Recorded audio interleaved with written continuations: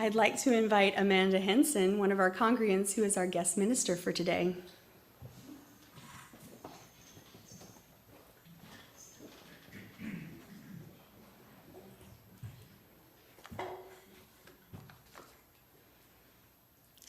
Good morning. Good morning. My name is Amanda Hensen, though most of you probably know me as Summer and Toby's mom, the little baby in the back. My husband, John, and I started coming here about 9 months ago when Toby was only 4 weeks old. I wasn't sure exactly what we were looking for, and I'm not even sure I can put my finger on exactly what kept us coming back. In hindsight, it was kind of crazy to come here on no sleep every week. We're here.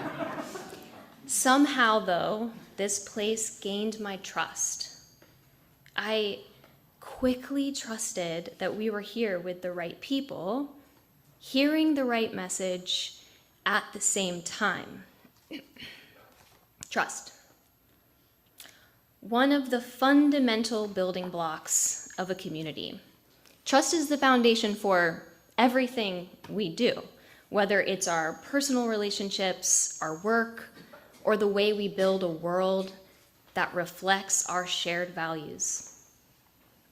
But we often talk about trust through one lens: who we trust, why we trust, what we trust. Today, I want to shift that focus. Today, let's ask, how do we earn someone else's trust? And in doing so, how do we move closer to the kind of world we long to create? A world that is rooted in respect, in understanding, in justice, and this feels particularly relevant in today's climate. So my favorite trait is curiosity. I read once, everything someone says or does, they do it because it makes sense to them. Okay, I didn't read it, I saw that on a TikTok. Whatever, same impact. So if that made sense to them, then we must be able to learn from them. And if we want to learn from them, we must get them to trust us. I believe learning new skills, like understanding others, or in this case, gaining the trust of others, is at the center of how communities can prosper. As Unitarian Universalists, we affirm the inherent worth and dignity of every person. This means that trust isn't just about what we give or receive individually. Trust is about creating a world where we care and respect for each other, where we approach one another with empathy and openness, and where we commit to understanding each other even when we disagree. In this way, trust is the thread that weaves us all together, strengthening the fabric of our communities. When we build trust effectively with one another, we lay the groundwork for social change. Trust is at the heart of our work for justice, whether we're advocating for the rights of marginalized communities, engaging in interfaith dialogue, or striving to protect the environment. This is where trust becomes an act of love. But how do you do it? How do you earn trust? Frances Fry is a Harvard Business School professor, and she created this exercise called the wobble. She says in order to earn trust, first you must understand its component parts. Lucky for us, trust is super well studied. It's very well understood. And when you boil it down, there are 3 main components to trust. Number 1, if you sense I'm being authentic with you, you are much more likely to trust me. Number 2, if you sense I have real rigor in my logic, you are much more likely to trust me. And number 3, if you believe that my empathy is directed toward you, you are far more likely to trust me. These components, authenticity, logic, and empathy, are the bedrock of trust. But when one of these wobbles, trust can falter. This exercise that we're going to do today will not only help us understand where we might need to grow personally, but also how can we strengthen our communities by being more intentional in how we build trust with one another. So I told you my favorite trait is curiosity. My second favorite trait, though, is efficiency. So we're going to do what would otherwise take about 30 minutes in 2. Together, we're going to figure out which of these 3 trust components is your wobble. Okay, so I'm going to give you about 60 seconds to reflect. Maybe you knew right off the bat what your wobble was. If not, what feedback have you gotten throughout your life from people in your family, at work? Do you think your wobble is empathy? Remember, feeling empathy and displaying empathy are different. Is your wobble logic? You'll notice if sometimes people have trouble understanding your point. Or is your wobble authenticity? Do you find it difficult to be completely yourself in some of the rooms you're in? And if you're still not sure, think of a recent conversation or relationship where the trust may have been tested. Which of these components, empathy, logic, or authenticity, might have been out of balance for you?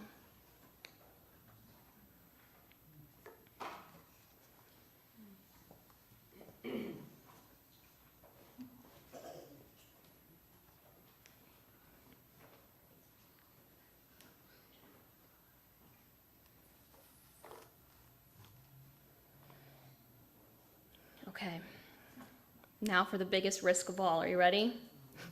If you came here today with someone that knows you pretty well, and if you're feeling particularly brave, before you turn and share to them what you think your wobble is, ask them what they think your wobble is. I'm going to give you 60 more seconds, starting now.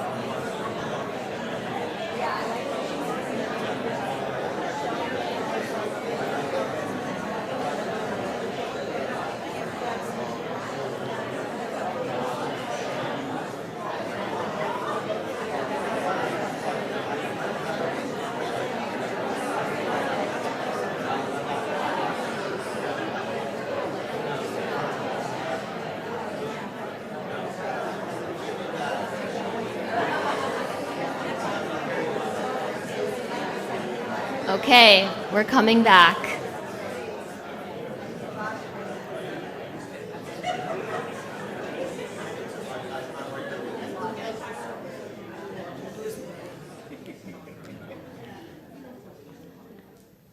I hope that wasn't too enlightening.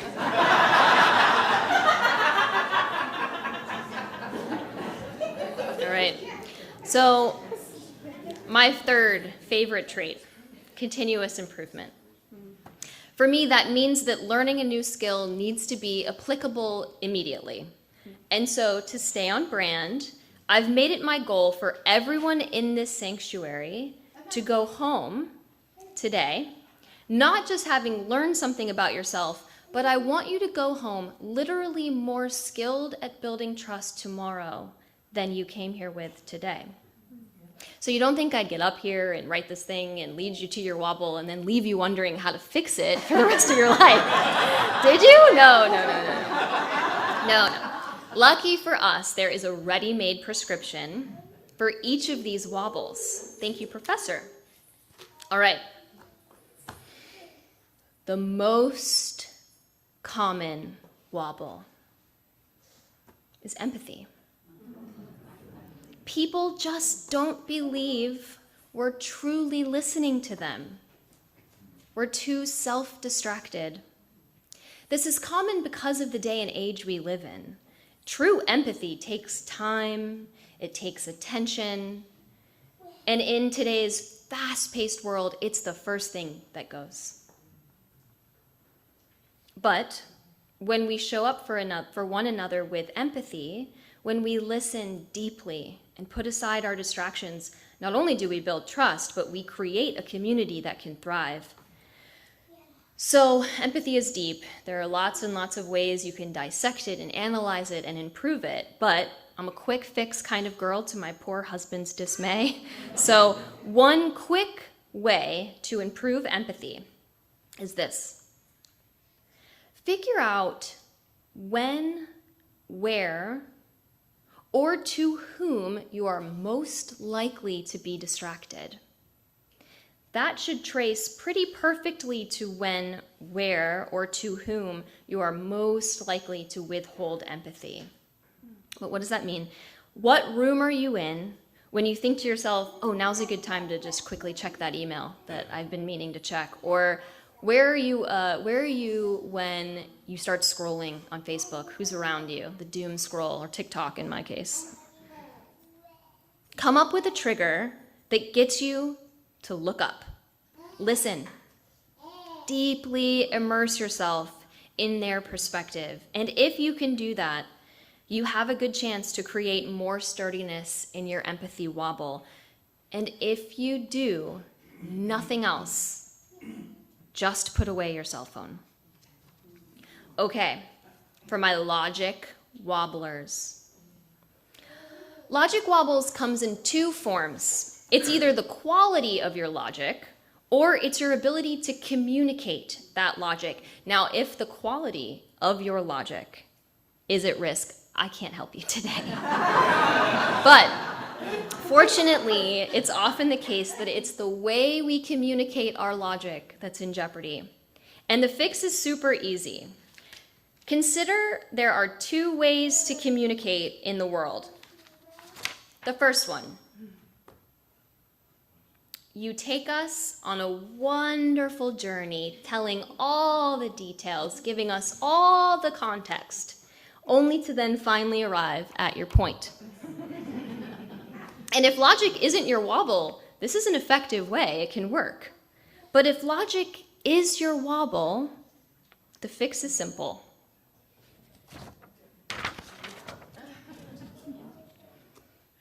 Flip your triangle. Start with the point.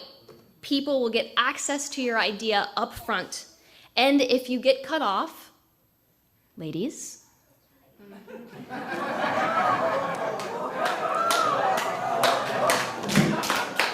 your point's already been made. So, authenticity. Authenticity is probably the most complex of the three wobbles. It's pretty easy to be authentic when we are comfortable, when we are surrounded by people who look like us, who think like us. But in a world that encourages conformity, being our true selves is not just risky, it's just harder.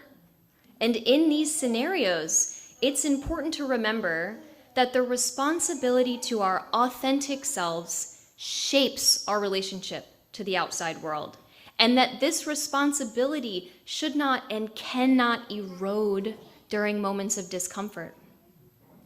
When the existentialist philosopher Jean-Paul Sartre wrote about his concept of bad faith, he was speaking toward a central tenet of his philosophy regarding authenticity. He wrote, "In the modern world, it is very evident that a majority of individuals like to deny their responsibility to themselves and consequently to their society and natural environment due to some form of bad faith." So when we're in bad faith, we're in conflict with our authentic selves. And here's the challenge. Resist the temptation to hold back parts of ourselves to avoid conflict or judgment. Instead, be honest with yourself and in turn honest with your neighbor. The kicker is that humans are insanely good at sniffing out when someone is being inauthentic. All of our internal overanalysis misses the whole point. When we hide who we are, we make it harder for others to trust us. So here's the simple advice. Dress in whatever makes you feel confident. Speak less to what you think others want you to hear, and more to what your authentic self truly needs to express. And to everyone else in the room, please hear this. It is our obligation to set the conditions that not only makes it safe for others to be authentic, but makes it welcome. Celebrate it. Cherish it. Catch yourself when you get excited because someone just said the thing that you were going to say. And instead, find excitement because someone said something different. When we figure out how to celebrate these differences and how to let people bring the best version of themselves forward, that's when we're building trust. And that's the trust that sustains communities like this one. When we do that, we're creating the world that I want Summer and Toby to grow up in. So perhaps that's what drew me here and keeps me coming back to this congregation in the first place. Whether it was Kelly Wheat River's freakishly authentic warm embrace, or the female-male identifying sign on the bathroom, or the masterfully delivered celebration of differences in one another, it is an absolute privilege to build trust, to hold hands, and to shalom with you every Sunday.